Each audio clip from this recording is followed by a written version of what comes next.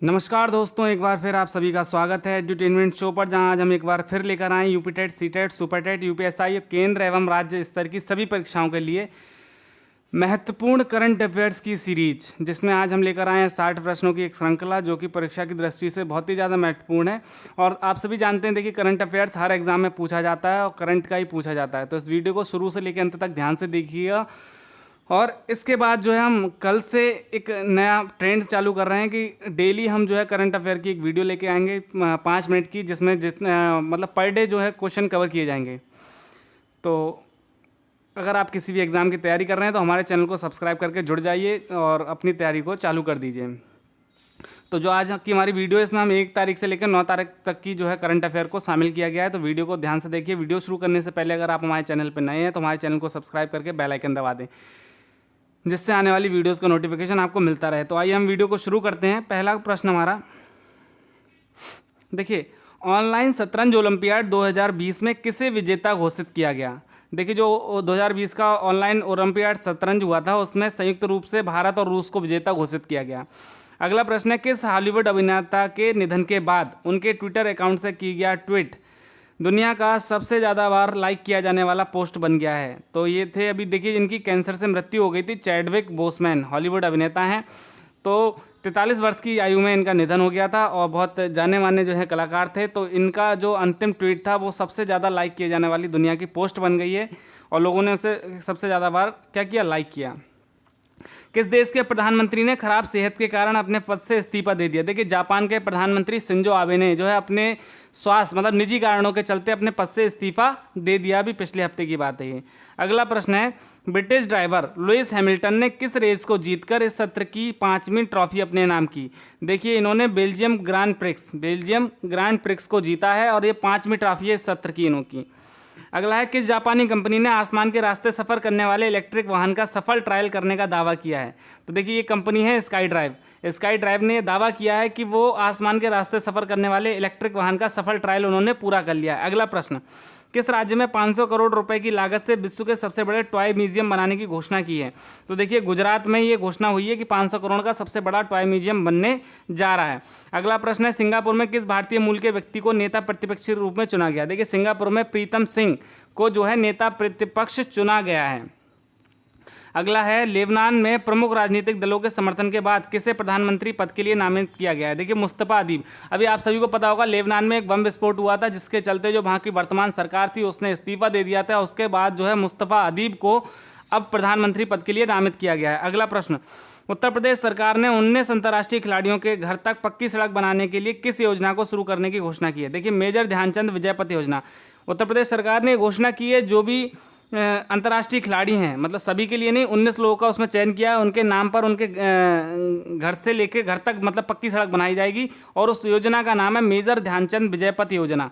अगला प्रश्न है, नागरिक उड्डयन महानिदेशालय ने अंतर्राष्ट्रीय उड़ानों पर लगे प्रतिबंध को कब तक के लिए बढ़ा दिया गया? देखिए, कोरोना के चलते जो उड़ानों को 30 सितंबर तक क्या कर दिया गया है, सस्पेंड कर दिया गया है, रद्द कर दिया गया है। 30 सितंबर तक कोई भी अंतर्राष्ट्रीय उड़ानें नहीं चलेंगी अति आवश्यक सेवाओं को छोड़कर। अगला है, जननायक जनता पार्टी जजपा का राष्ट्रीय अध्यक्ष किसे चुना गया है? तो ये चुना गया अजय सिंह चौटाला को।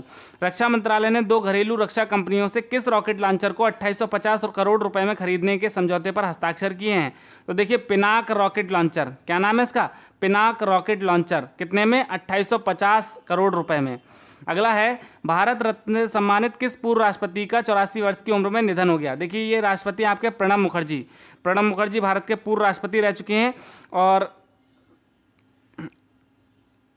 जो है इनका अभी पिछले हफ्ते निधन हो गया और ये 84 वर्ष के थे और इनकी जो है लिवर में इन्फेक्शन की वजह से इनकी जो है मृत्यु हो गई। केंद्र सरकार ने पूर्व राष्ट्रपति प्रणब मुखर्जी के निधन पर कितने दिन के राष्ट्रीय शोक की घोषणा की है? तो 7 दिन की जो है राष्ट्रीय शोक की घोषणा की गई थी जब उनकी मृत्यु हुई थी और 7 दिन का राष्ट्रीय शोक किया गया था।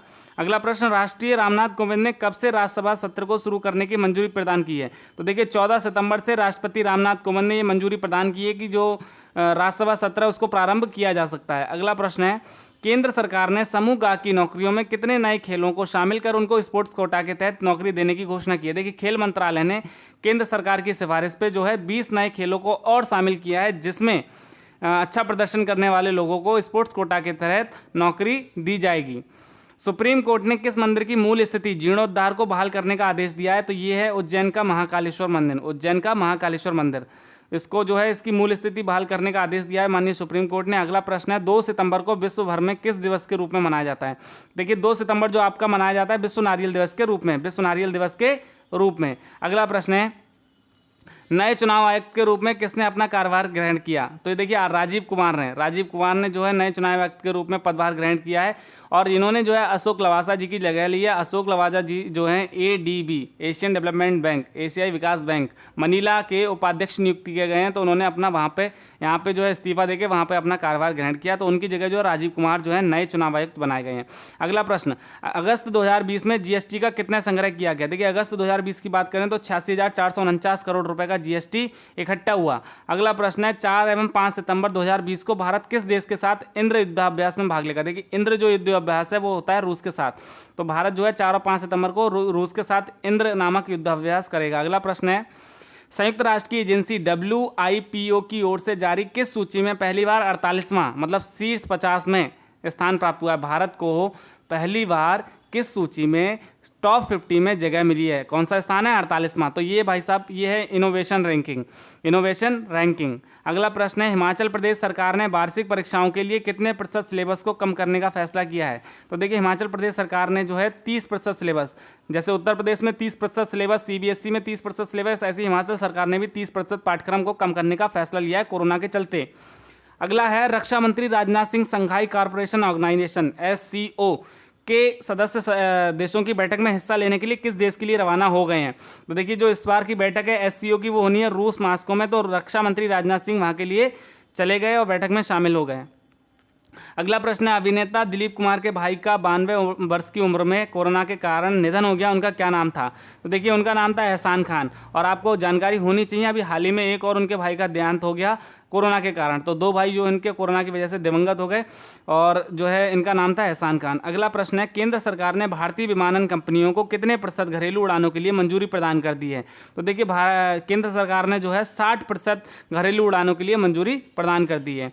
कौन 102वीं जीत के साथ महिला व पुरुष वर्ग में सबसे ज़्यादा US ओपन मैच जीतने वाली खिलाड़ी बन गई हैं? तो देखिए 102 जीतों के साथ सेरेना विलियम्स, इनको सुपर मॉम भी कहा जाता है, तो ये जो बन गई हैं 102वीं जीत के साथ सबसे ज़्यादा महिला व पुरुष US ओपन जीतने वाली महिला खिलाड़ी। अगला है भारत ने PUBG गेम समेत कितने चाइनीज ऐप पर प्रतिबंध लगा दिया? तो अभी आपको हमने बताया था पिछली कुछ वीडियो में कि 118 ऐप्स पे जो है प्रतिबंध लगाया गया, जिसमें जो सबसे बड़ी या कह सकते हैं सबसे ज़्यादा डाउनलोड की गई भारत में PUBG ऐप थी, जिससे निश्चित रूप से चाइना की जो अर्थव्यवस्था है उस पर फ़र्क पड़ेगा। तो वो थी आपकी PUBG और टोटल थी 118 ऐप।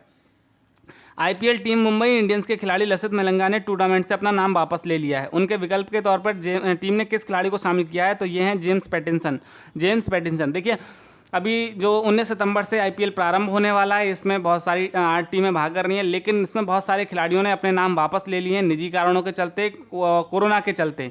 तो इसमें जो है सुरेश रैना, लसित मलिंगा, हरभजन सिंह, ऐसे तमाम खिलाड़ी हैं जिन्होंने अपने नाम वापस ले लिए निजी कारणों के चलते। अगला प्रश्न है फॉर्च्यून की 40 अंडर 40 की रैंकिंग में किन भारतीयों को जगह मिली है? फॉर्च्यून की 40 अंडर 40 में देखिए 4 भारतीयों को जगह मिली है। कौन कौन? आकाश अंबानी, ईशा अंबानी, बाइजू रविंद्रन और मनु कुमार जैन। देखिए आकाश और ईशा अंबानी तो जो है मुकेश अंबानी जी के जो हैं बच्चे हैं, और बाइजू रविंद्रन जो बाइजूस एक जो ऑनलाइन प्लेटफॉर्म है, लर्निंग प्लेटफॉर्म, उसके संस्थापक हैं मनु कुमार जैन। 4 लोगों को जो है ये दिया गया है। अगला प्रश्न है आपका फेसबुक ने किस बीजेपी विधायक को सोशल मीडिया पर हिंसा फैलाने के कारण बैन कर दिया है? देखिए ये हैं टी राजा सिंह तेलंगाना के। अभी आप सब लोगों ने देखा होगा पिछले दिनों अखबार में एक खबर छपी थी हेडलाइन में कि तेलंगाना में जो है बड़ा उपद्रव हुआ, लोगों ने जो है घर फूंक दिए। तो उसमें जो है एक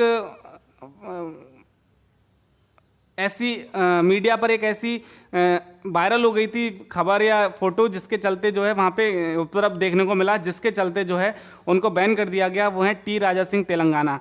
अगला है रेलवे बोर्ड के नए CEO के रूप में किसे नियुक्त किया गया है? तो देखिए रेलवे बोर्ड के नए CEO जो हैं विनोद कुमार यादव। और अगर आपको याद हो तो अभी इन्होंने ट्वीट किया था जिस दिन RRB NTPC की डेट घोषित की गई थी, तो इनके ट्वीट के द्वारा पता चला था कि 15 दिसंबर के बाद से RRB NTPC की परीक्षाएं होंगी। अगला प्रश्न है किस राज्य सरकार ने किसी भी चीनी कंपनी को सीधे टेंडर डालने पर रोक लगा दी है? देखिए उत्तर प्रदेश सरकार ने एक कड़ा फैसला, मतलब बहुत बड़ा फैसला उठाया है, जिसमें कोई भी चीनी कंपनी सीधे टेंडर में प्रतिभाग नहीं कर सकती किसी भी सरकार के किसी भी उसके लिए। परियोजना के लिए। ठीक है, तो ये उत्तर प्रदेश सरकार ने प्रतिबंध लगाया है। अगला है, नेपाल के वित्त मंत्री ने अपने पद से इस्तीफा दे दिया, उनका क्या नाम है? तो देखिए उनका नाम था डॉक्टर युवराज खातीवाड़ा, डॉक्टर युवराज खातीवाड़ा। अगला है, यूपी की एक राज्यसभा सीट पर किसे निर्विरोध राज्यसभा सदस्य चुना गया है? देखिए यूपी की एक सीट पर जो है जफर इस्लाम को जो है निर्विरोध रूप से चुन लिया गया है।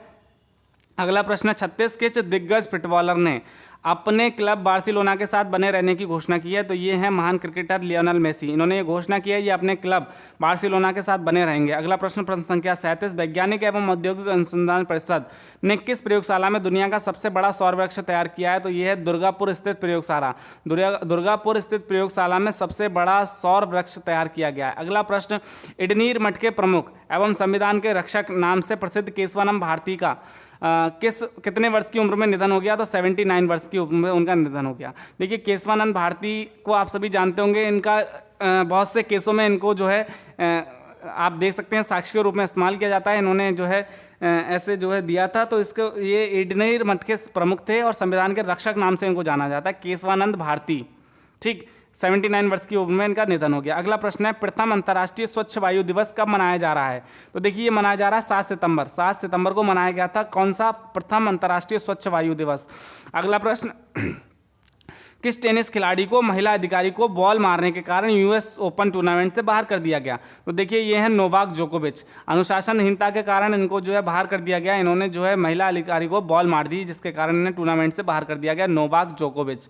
अगला प्रश्न है, जम्मू कश्मीर के एलजी मनोज सिन्हा का प्रमुख सचिव किसे नियुक्त किया गया? आईएएस नीतीश कुमार। देखिए अभी आपको पता होगा जीसी मुर्मू, गिरीश चंद्र मुर्मू को जो है सीएजी बनाया गया, तो उनकी जगह पर मनोज कुमार सिन्हा को जम्मू कश्मीर का एलजी नियुक्त किया गया और उनका जो प्रमुख सचिव है आईएएस नीतीश्वर कुमार को बनाया गया। अगला प्रश्न है, जम्मू कश्मीर के पूर्व विधायक का कोरोना के कारण निधन हो गया, उनका क्या नाम था? तो देखिए उनका नाम था रक्षपाल सिंह, जिनका कोरोना की वजह से निधन हो गया। आप सभी को पता होगा बहुत सारी हस्तियां, नेता, तमाम सारे लोग जो है कोरोना से संक्रमित हुए, उसमें से बहुत से लोगों की जान चली गई। तो ऐसे बहुत सारे लोग थे जिनकी कोरोना की वजह से, संक्रमण की वजह से जान चली गई।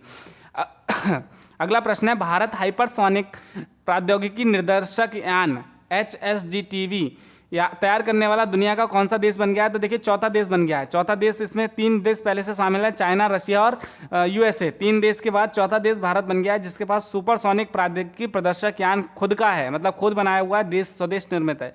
अगला प्रश्न है, केंद्र सरकार ने किस अभिनेत्री को 22+ श्रेणी की सुरक्षा मुहैया कराई है? तो देखिए केंद्र सरकार ने कंगना रनौत को 22+ श्रेणी की सुरक्षा मुहैया कराई है। आप सभी को ज्ञात होगा, कल ही की बात है कि जो कंगना का ऑफिस है मणिकर्णिका नाम का, उसको बीएमसी के द्वारा ध्वस्त कर दिया गया और इसके बाद जो है तमाम उठापटक मची हुई है ट्वीट के द्वारा। तो जो है सरकार ने उनको 22+ की सुरक्षा मुहैया कराई है। अगला प्रश्न है, 8 सितंबर को किस दिवस के रूप में मनाया जाता है? तो 8 सितंबर जो आपका अंतर्राष्ट्रीय साक्षरता दिवस के रूप में मनाया जाता है। अगर 5 सितंबर की बात करें तो ये राष्ट्रीय शिक्षक दिवस, डॉक्टर सर्वपल्ली राधाकृष्णन के, तो ये जो है अंतर्राष्ट्रीय साक्षरता दिवस है 8 सितंबर। ध्यान रखिएगा, दोनों चीज़ों में कन्फ्यूजन नहीं होना चाहिए। अगला प्रश्न है, भारत के विदेश मंत्री एस जयशंकर आज रूस में किस बैठक में हिस्सा लेने के लिए 4 दिवसीय दौरे पर जा रहे हैं? तो देखिए जिस बैठक में रक्षा मंत्री राजनाथ सिंह जी गए थे, वहीं पर जो है विदेश मंत्री एस जयशंकर जा रहे हैं, संघाई सहयोग संगठन SCO।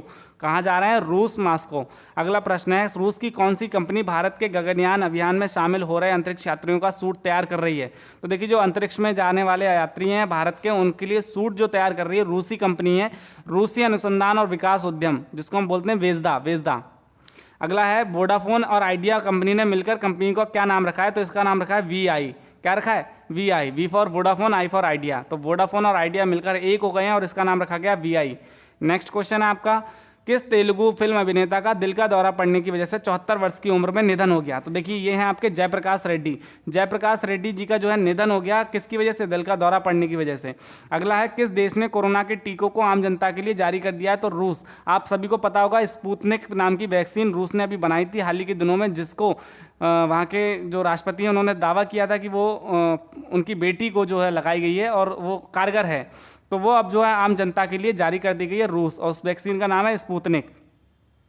अगला है भारत किन देशों के साथ मिलकर 5G तकनीक पर काम कर रहा है। तो देखिए भारत जो है अमेरिका और इजराइल के साथ मिलकर 5G तकनीक पर काम कर रहा है। देखिए 4G का जमाना चल रहा है, 5G आने वाला है, तो भारत जो है अमेरिका और इजराइल के साथ मिलकर 5G टेक्निक पर काम कर रहा है। अगला प्रश्न है इंटरनेशनल फुटबॉल में कौन सा खिलाड़ी 100 गोल करने वाला दुनिया का दूसरा खिलाड़ी बन गया है। तो देखिए ये है क्रिस्टियानो रोनाल्डो, और ये जो है 100 गोल करने वाले दुनिया के दूसरे खिलाड़ी बन गए हैं इंटरनेशनल फुटबॉल में। अगला है नई शिक्षा नीति लागू करने वाला देश का पहला राज्य कौन सा है। तो ये बन गया हिमाचल प्रदेश। देखिए हिमाचल प्रदेश ने ये सबसे बड़ा कारनामा करके दिखाया और नई शिक्षा नीति को पूरे देश में सबसे पहले लागू करने वाला पहला राज्य बन गया है। अगला प्रश्न है किस मशहूर खगोल वैज्ञानिक का 91 वर्ष की उम्र में निधन हो गया। तो ये है प्रोफेसर गोविंद स्वरूप। अगला प्रश्न है यूपी सरकार ने किस एयरपोर्ट का नाम भगवान श्री राम के नाम पर करने की घोषणा की है। तो यह अयोध्या एयरपोर्ट। आप सभी को पता होगा अभी कल परसों की खबर है जिसमें ये चीज़ स्पष्ट हुई थी कि जो अयोध्या का एयरपोर्ट है वो इंटरनेशनल एयरपोर्ट की तर्ज पर बनेगा और उसका नाम जो है भगवान श्री राम के नाम पर दिया जाएगा। अगला है रेटिंग एजेंसी फिच ने वर्ष 2021-22 में भारत की GDP ग्रोथ कितने फीसद रहने का अनुमान लगाया है। तो ये बताया गया है 10.5%। कौन सी टीम ICC T20 रैंकिंग में पहले पायदान पर पहुंच गई। देखिए ऑस्ट्रेलिया की टीम है जो ICC T20 में पहले स्थान पर पहुंच गई है। ठीक है, अगला प्रश्न है ब्रिक्स खेल 2021 की मेजबानी किस देश को सौंपी गई है। देखिए ब्रिक्स की जो मेजबानी है भारत को सौंपी गई है 2021 में जो होने वाले हैं। अगला प्रश्न है IPL 2020 शुरू होने से पहले दिल्ली कैपिटल की टीम से किस खिलाड़ी ने अपना नाम वापस ले लिया है। तो ये खिलाड़ी है जेसन राय। देखिए इंग्लैंड के कप्तान है ये जेसन राय और इन्होंने जो है IPL में दिल्ली कैपिटल से खेलते हैं अपना नाम वापस ले लिया है, कुछ निजी कारणों के चलते, स्वास्थ्य कारणों के चलते।